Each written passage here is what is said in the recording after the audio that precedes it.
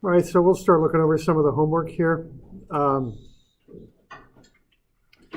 So we got mostly these rotational problems, which are a little involved. So this is the first one, I think, that was assigned. I think anyway.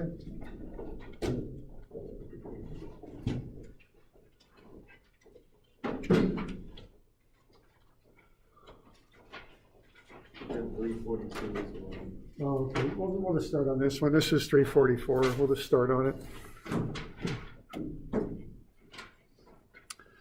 All right, so what we want to do with this, we've got this rod and it rotates about a pin joint down there at the bottom, and we want to find the reactions.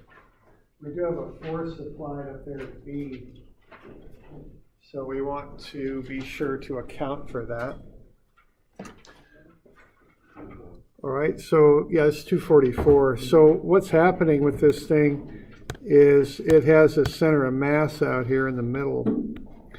And as it rotates, the center of mass is going to accelerate like that with normal and tangential. So we're going to want to figure those out, how that center of mass is accelerating, because that's going to affect the reactions. All right, so we want to consider that. So those are some of the immediate concerns we have. We also have the weight doing that. We got REY doing that. And then we got REX doing that. Okay.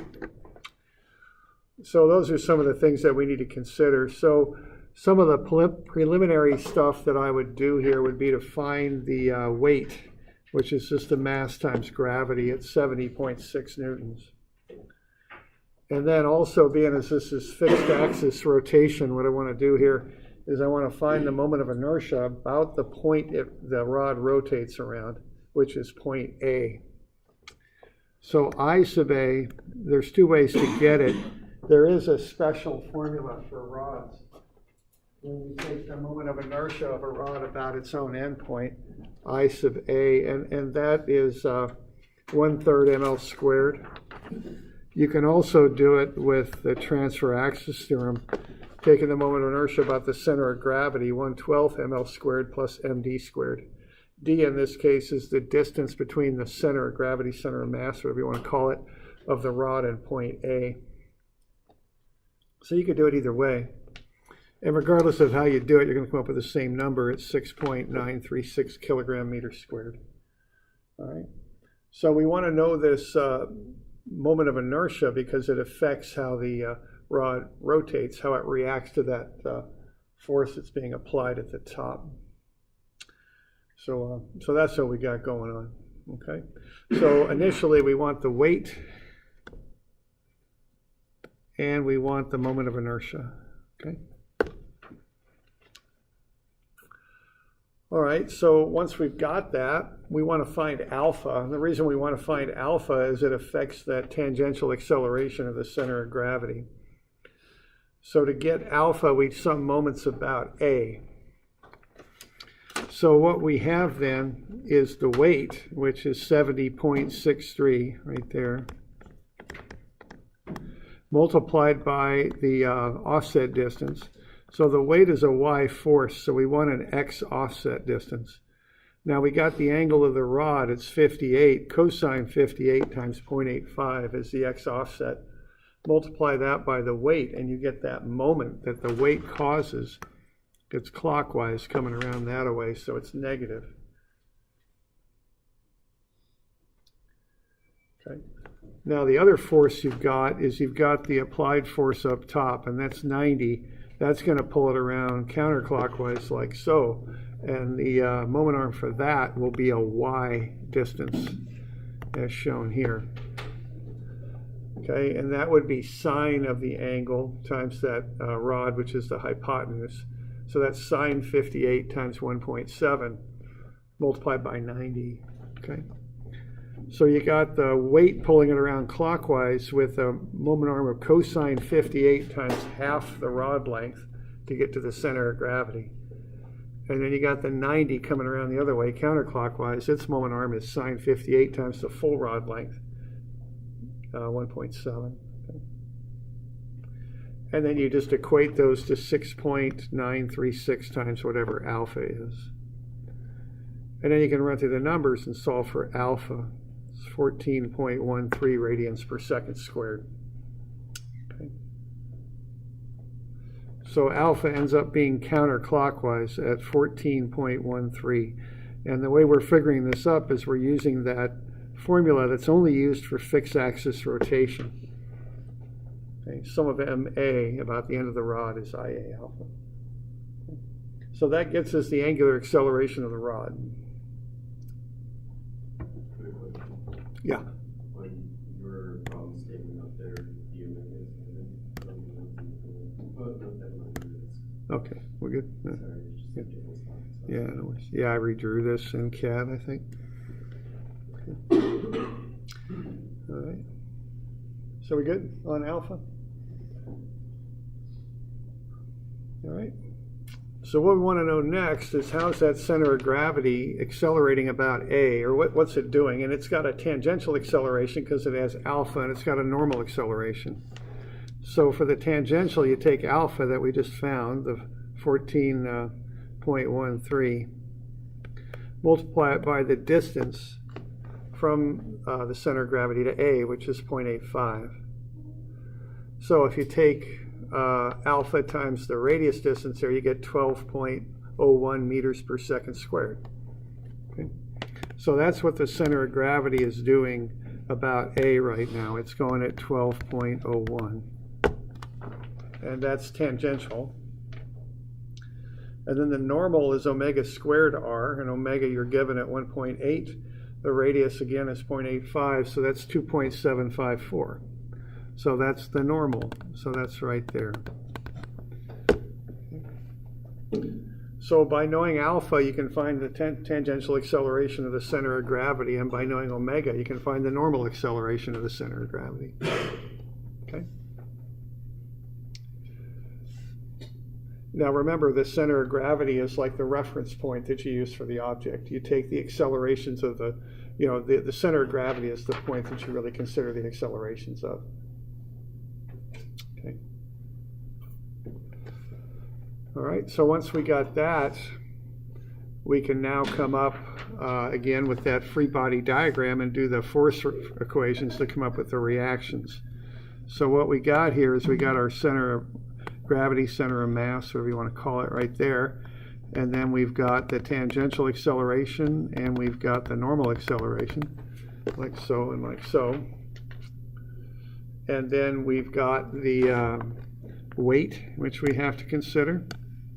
Of course, that acts down from the center of mass, center of gravity.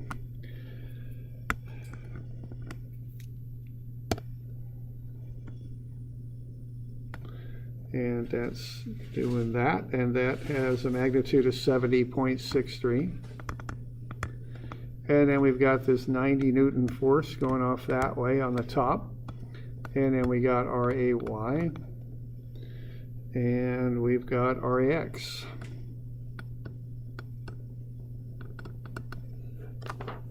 So there's the free body diagram. So then you just put everything together. So sum of fx, and it looks like I called RAX positive to the left. So I called left positive on my sum of fx equation, which is fine. I mean, in dynamics, I often switch this stuff around. So that's RAX there.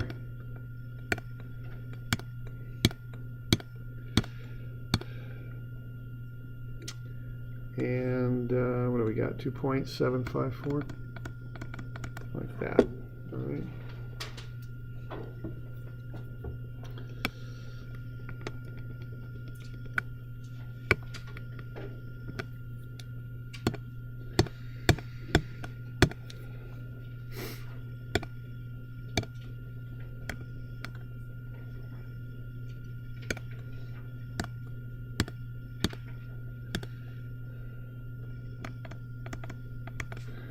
There we go.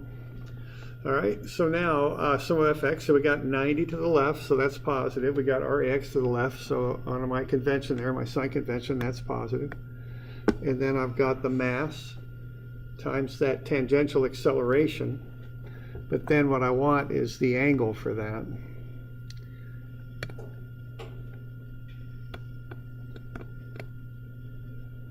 All right, so this is 58. So the angle down below will be 32.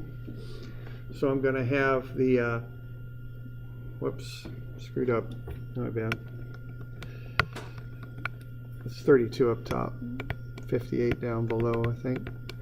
Because what do we have here? We've got, that's 58 there. And we've got this perpendicular. So there's a 90. So if that's 58, this is 58. And that's 32. So that's what we're doing there. All right, so what we have there, 90 plus RAX to the left, and then we've got the 7.2 kilogram mass times the tangential acceleration times the cosine of the 32-degree angle. That's to the left. And then we've got the 7.2 kilogram mass times the normal acceleration, 2.754, times cosine of 58. So I'm using the cosine of the 32 and cosine of the 58 to get these components that act adjacent to the angle, which are both to the left. Okay, so left is positive there, so I've got everything positive. So I get 90 plus RAX is equal to 73.33 plus 10.51. I can just work through the arithmetic here and get RAX is negative 6.16. So actually it doesn't act to the left, it acts back to the right.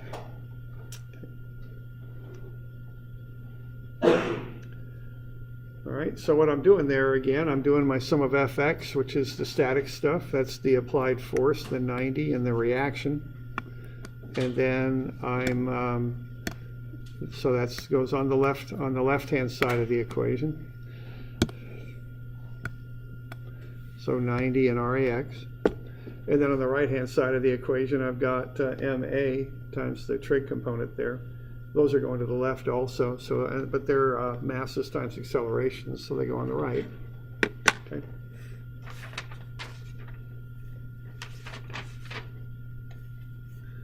So we got any questions on that one so far?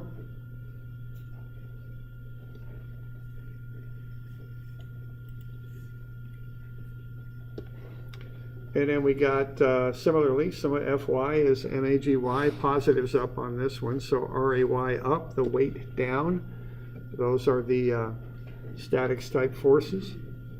And then I've got the mass, 7.2, times the tangential acceleration, 12.01, but that'll be a y component, so it'll be sine of 32, that's going up. And then I've got minus the mass, times the normal component of acceleration times sine of 58. That one's down, so it's negative. Put everything together, you get RAY is 99.6 newtons.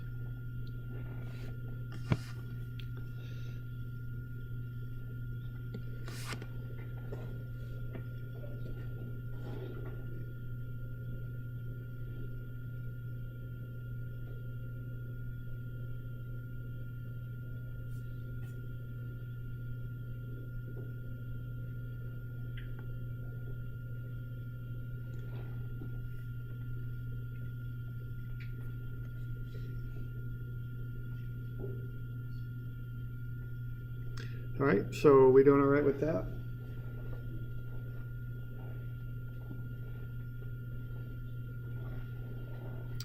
Okay.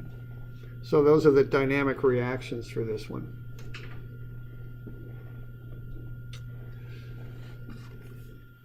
All right, the next one's similar. A similar type thing that we're trying to do on this. Okay. All right. Now the deal with the next one is it's a composite shape. It's two things put together. It's a plate and a cylinder that are put into one assembly there. But the process is very similar. It just gets a little bit more complicated because the fact you've got two objects that are put together. All right, so what we want to understand on this one is that the thing is rotating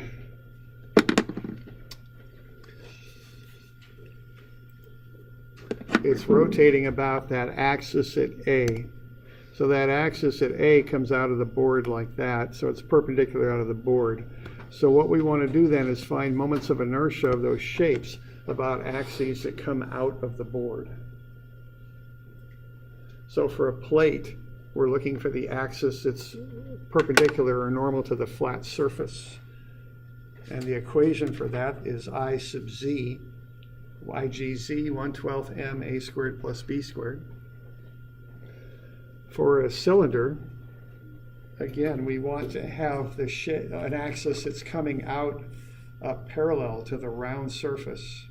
So you could use either IGX or IGY, and that's 1/12 m 3r squared plus h squared. Okay.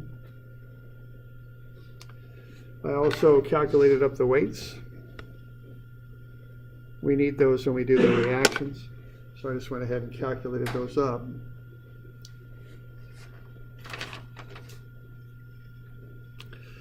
All right, then I just built a little bit of a table there to find the total moment of inertia. So IG for the plate, I got 1/12 m a squared plus b squared, that's 0.1333.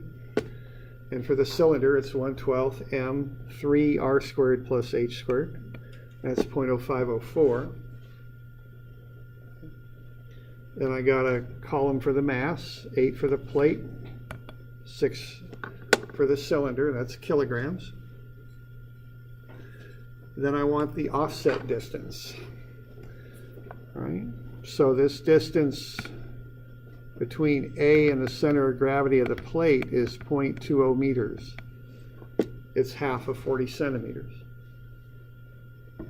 Now to get from the axis to the center of the cylinder, that'll be 0.4 plus half of 12, so that'll be 0.46 meters. What I'm doing there, I'm going 0.4, which gets me to this edge right here, and then I'm going half the cylinder, half at 12 more, and so that's 46 all told, so 0.46. So what we do there, we take the mass times 0.46 squared, that's the md squared, that's 1.27. And for the plate, it's 8 times 0.2 squared, that's 0.32.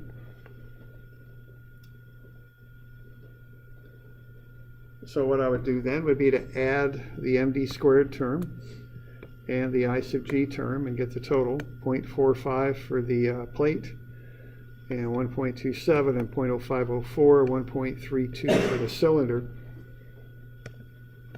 and then add them up and get the total moment of inertia, 1.77. So that's the moment of inertia of that assembly about point A there.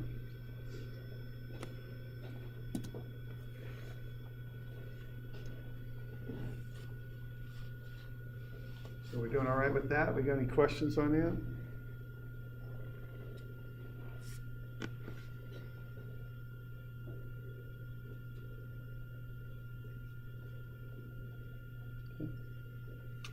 So that's where you start. Now you want that moment of inertia so you can find alpha. You're given omega again, it's 2.7, but we need alpha, okay? So to find alpha, we just go sum of MA is IA alpha. Again, for fixed axis rotation, you can use this equation. You can't use it in any other situation, but it works when you've got a fixed axis and you're rotating about it. So what I've got there are the two weights. Again, I'm treating this as two objects, which is fine. So I've got the 78.48 right here, and that acts 0.2 meters away from point A. That's the center of gravity of the plate. And then I've also got 58.86 for the cylinder, and the distance is 0.46 meters over.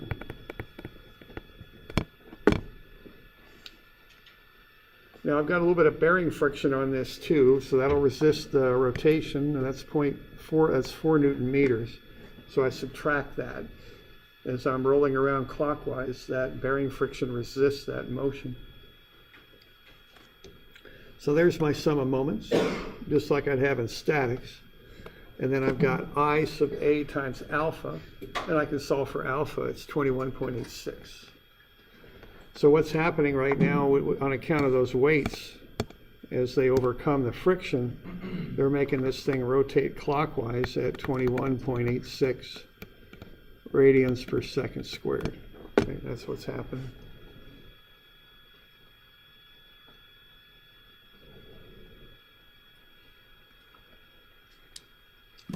Okay. Now the next thing to do here is to find the acceleration of the centers of mass of the two parts of the assembly. Okay. We got alpha, we got omega. So what we do is we go through the center of gravity and find the tangential and normal accelerations. Okay.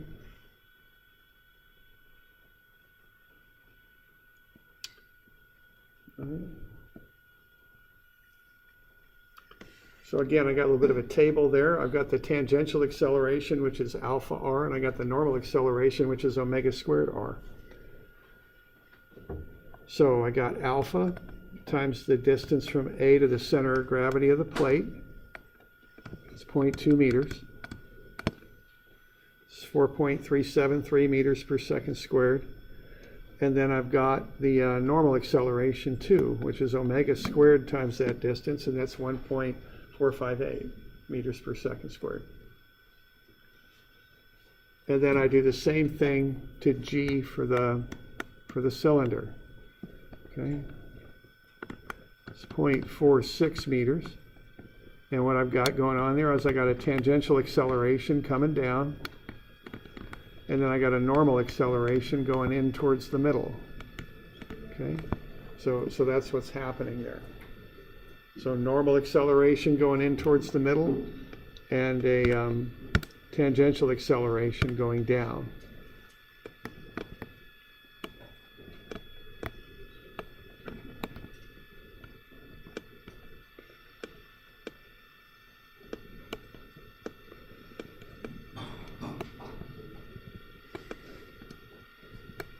So if there's the assembly and we got our pin joint here at A, and we got a center of gravity there and one there. And so what's happening here is I got A sub n going in towards A, and then A sub t going down, okay? And then what I've got are moment arms, 0.2 meters here, and then 0.46 meters there. So that's what's happening, okay? I'm just keeping this thing as two objects, which is fine. They're both rotating about A. And of course they're an assembly, so they're rotating together. So again, I get the A sub t for the cylinder. The 2.86 is alpha times the 0.46 meters. That's 10.06 meter per second squared. And then omega squared r for the cylinder is 3.353. It's further away, so it has higher accelerations, is the deal.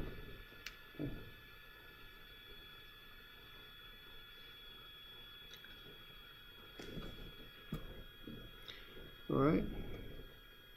So now if I've got all those, we're good with that. Then I just put it all together and do the sum of fx and sum of fy equations. So sum of fx I called positive to the left. Okay. So what's going on there is, again, I want a little bit of a free body diagram here.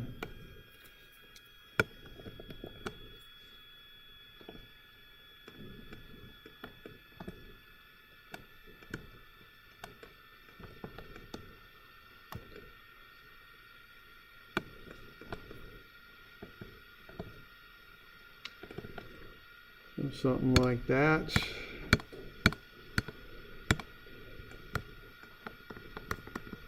So that's point A. So what I got is I got RAX, RAY, and then I got the centers of gravity. Now what's going on at the centers of gravity is we got the weights, of course, and those are for the plate is 78.48. and the cylinder is 58.86, and these are newtons.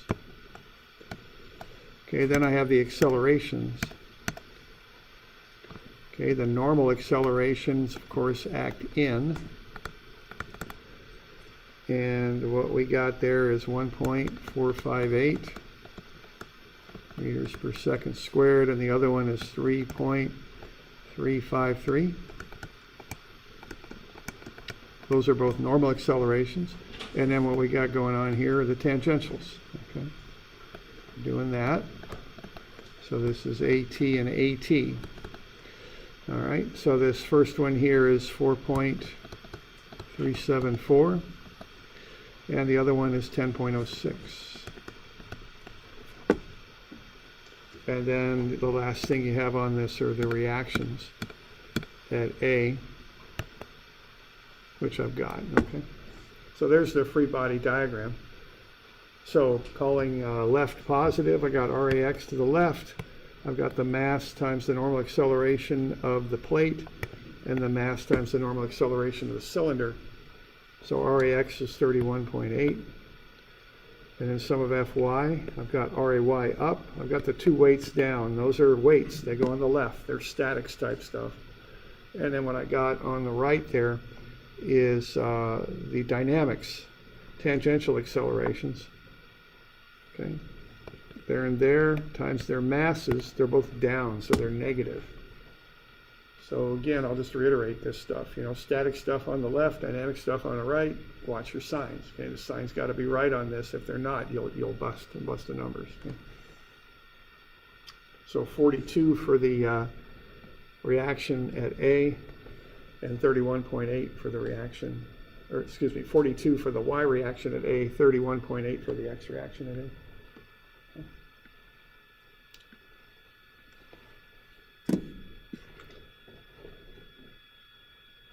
So we got any questions on that?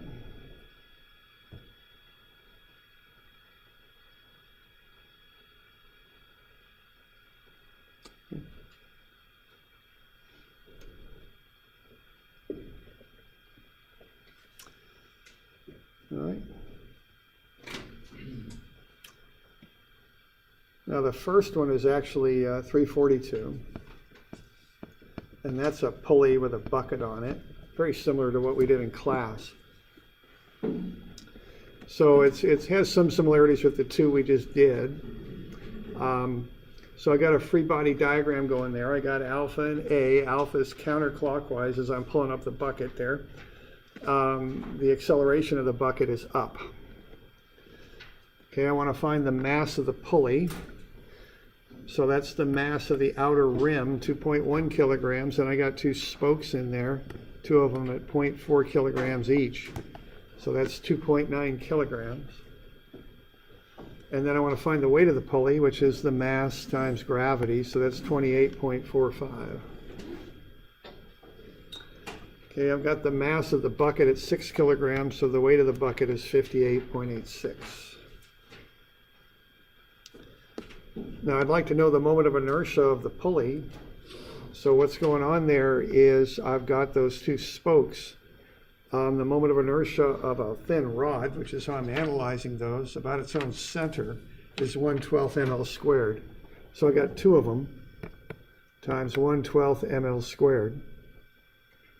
Okay, so 2 times 1/12 times 0.4 kilograms, which is the mass of one of those spokes, times its length, 0.25 meters squared. And then I've got the thin ring for the outside of the pulley. So that's the mass, 2.1 kilograms times its outer radius squared. All right, so what I'm doing for that outer radius is kind of like what I did in class here. The idea on a thin ring is it really only has one radius. It's thin, so you don't really have to worry about the thickness of it. So we're having to work with what we got here. And what we got is the inner radius here would be half of 0.25. It's 0.125 meters. And then the outer radius is half of 0.3. It's 0.15 meters.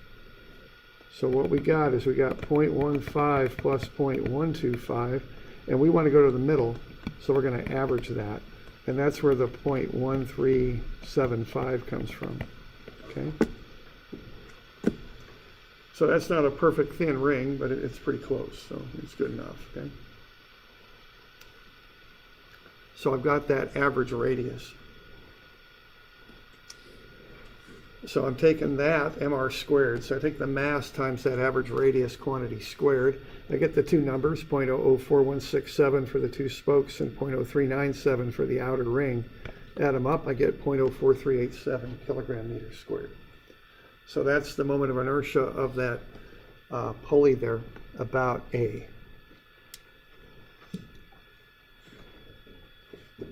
All right.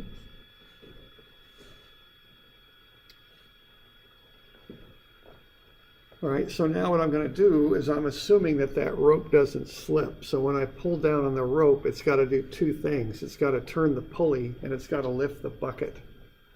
So you can think of that 65 newtons as being divided between having to do those two things.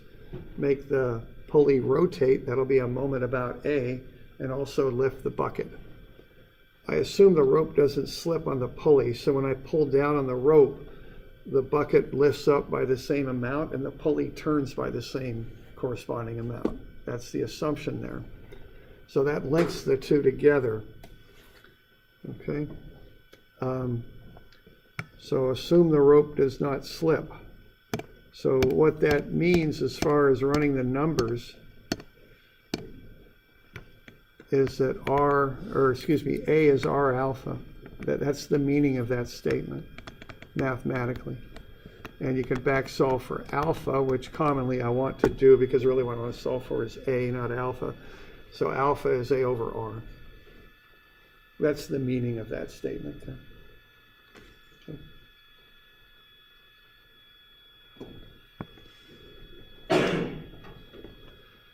All right, so I'm going to take moments about the pulley and set that equal to I sub A alpha.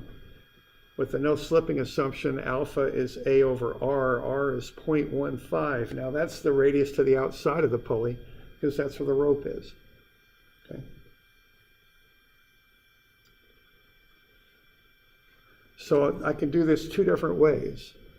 I can isolate the pulley and isolate the bucket. And that's probably a little bit simpler in that you can see it and apply these equations directly.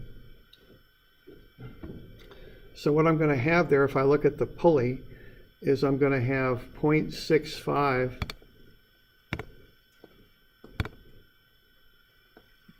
times 0.15, that's clockwise.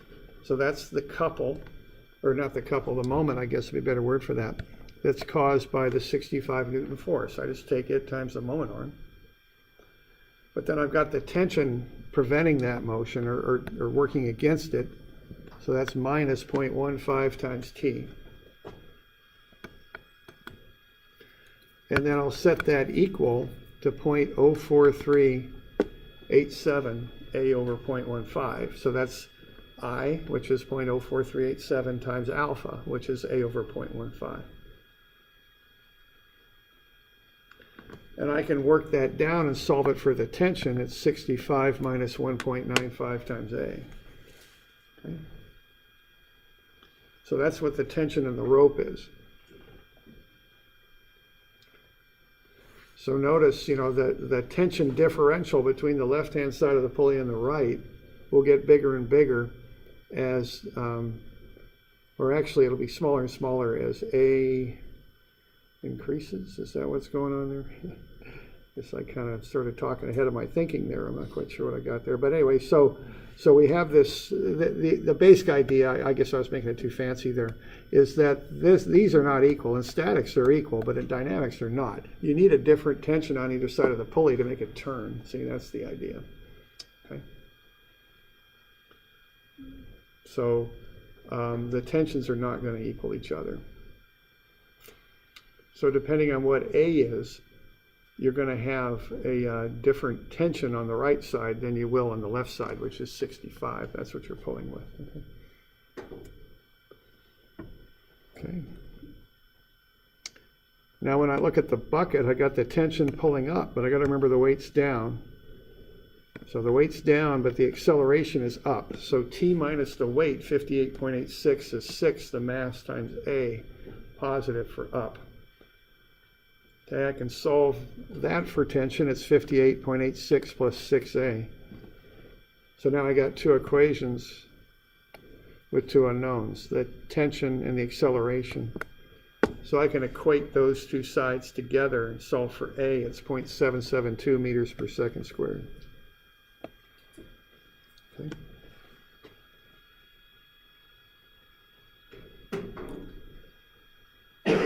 Doing all right with that? So that's what's happened with the bucket. Yeah, question? The tensions weren't equal, but at that instant, are they equal? Oh, let's see. Yeah, I kind of got ahead of myself in how I said that.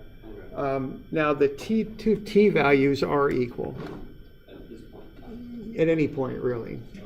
Now, what isn't equal are the two sides of the forces on the rope on either side of the pulley.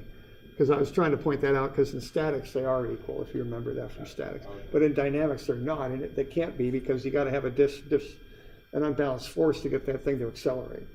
So that's what I meant, and I kind of stumbled over the wording on it, but that was my meaning. So yeah, it's a good point. These two t's are equal; they're the same variable, so they would be, because they're both on the same side of the pulley. Okay. All right. So this is going to get me the acceleration of the bucket. Now what I did there, I broke it up into two pieces. Now if you want, you can handle it a little differently too. There's a second way to solve it with just one equation instead of two. Okay? So the one equation is this inertial moments equation. Sum of MA is IA alpha plus MAGY x bar plus MAGX y bar. There's no x acceleration, so that zeroes out. We're going to treat the whole thing as one free body diagram. And then the IA alpha is for the pulley, and the MAGY x bar is for the bucket. So you can do it this way too. So you got 65 newtons times 0.15 meters, and that's positive. And then you've got the weight going back the other way. That's pulling down, so that's going to come around clockwise, so that's negative. So that's MA, and that's the static stuff. And then you got IA for the pulley times its alpha, but I'm going to express alpha as A over 0.15 because I don't want too many variables in this equation. Okay, and then I've got 6A times 0.15, so that's MAGY for the bucket times X bar. Now notice what's going on here. You got to be conscious of signs on this. The weight is going down, so that causes a clockwise moment, so that gets a negative. But the acceleration of the bucket is up, and that comes around counterclockwise, so that gets a positive. Okay? So you really got to pay attention to which side of the equation the stuff goes on and what sign you give it. Okay?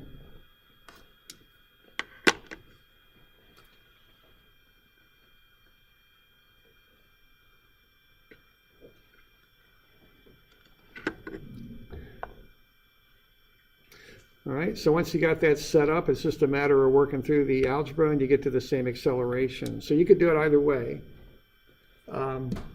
This has the advantage of just being one equation, simpler solution for the algebra on this and working through it.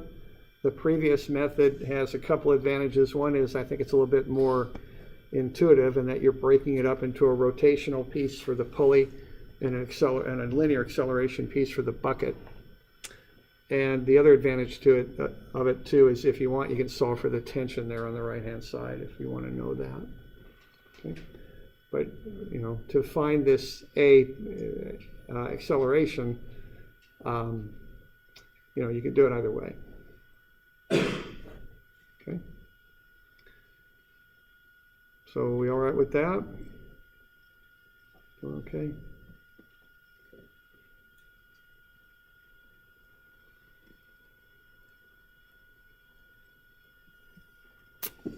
All right, then we let's see, wanted to know how high we're going to lift the bucket, so we got constant acceleration. We can use a constant acceleration equation. S equals S0 plus V0t plus 1/2 ACT squared. S0 we'll assume to be 0. V0 is 0. We're just lifting it from rest. So we got 1/2 times the acceleration we just found, the 0.772 times the time squared. So we're going to lift it 5 meters.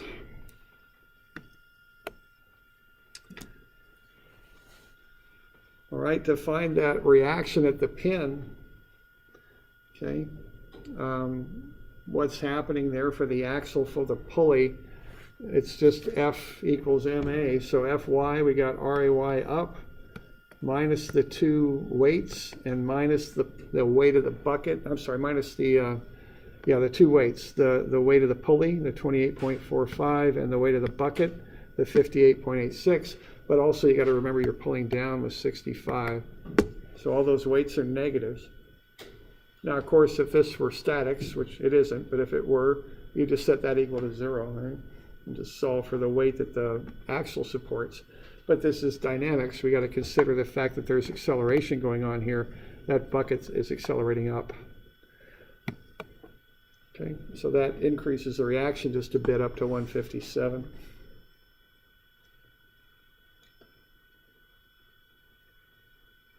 So we good with that? Okay. So yeah, I'm just trying to get this method across. This is a big part of what I'm trying to do here, okay? So not that, I know you've never heard this before, but I'm going to tell you put the dynamic stuff on the left. Put this, excuse me, no, I'm not going to tell you that. I'm going to tell you put the static stuff on the left, dynamic stuff on the right. Watch your signs and just look at a problem, draw up a picture with arrows, and apply that, and it'll work out. Okay.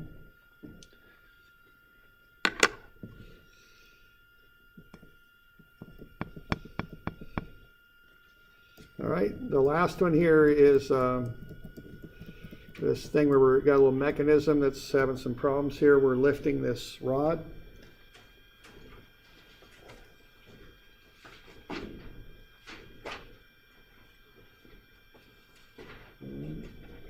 So this is it's 354.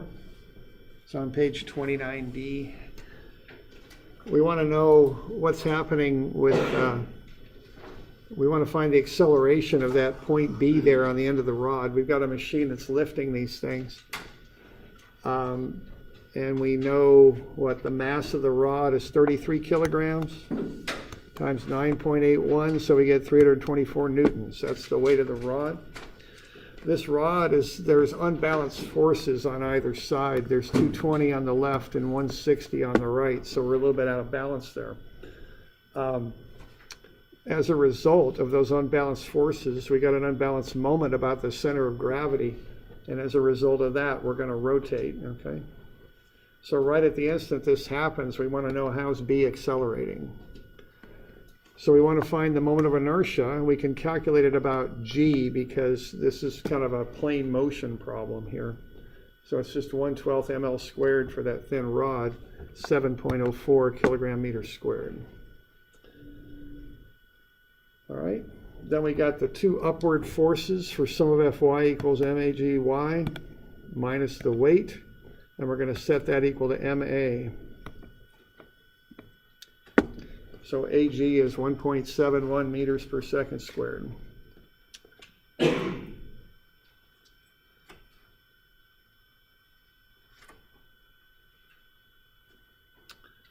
So that's the acceleration of the center of gravity. Remember, when you look at F equals ma for an object, the A applies to the center of gravity.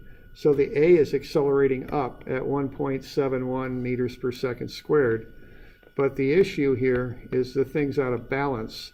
So if we kind of look at it as it goes up, it'll probably do something like that. The center of gravity is going to accelerate nice and clean and straight up, but the thing's going to rotate as it accelerates is going to be the issue here, okay? So that's kind of the deal with this. So we're just looking at the very moment when it starts to move, and we want to get some picture, you know, what's going to happen here at the very onset, okay? So what we got to do is we just found A sub G, it's doing that, but the problem is the thing's out of balance. We got more force here than we do there, so the thing's going to rotate like that, see? So we got a situation like that. So what you want to do is find alpha. Okay, so you just go sum of mg, which is the 220 on the left times 0.6. That's clockwise, so it's negative, and then the 160 times the 0.6 on the right, that's counterclockwise, so it's positive. So that's 7.04 alpha. So then you can work back to alpha, it's negative 5.11. So the negative means clockwise, so the alpha is coming around that way. All right? So we got the g going up, but the whole thing's accelerating clockwise. So we put those two motions together to find what's happening to b.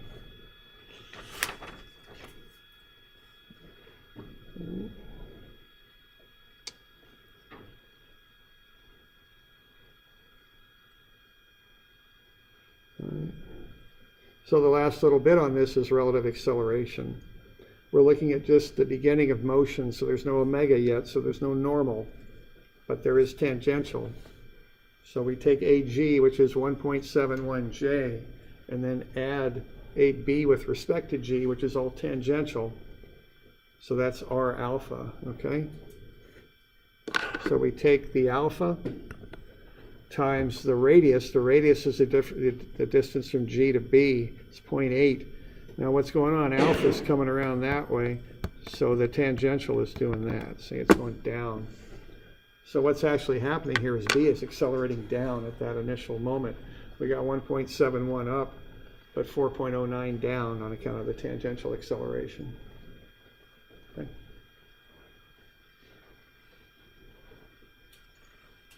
We're good with that?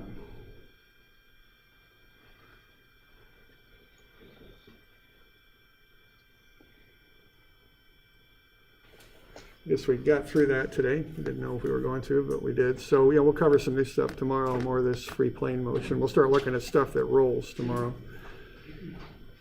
Okay.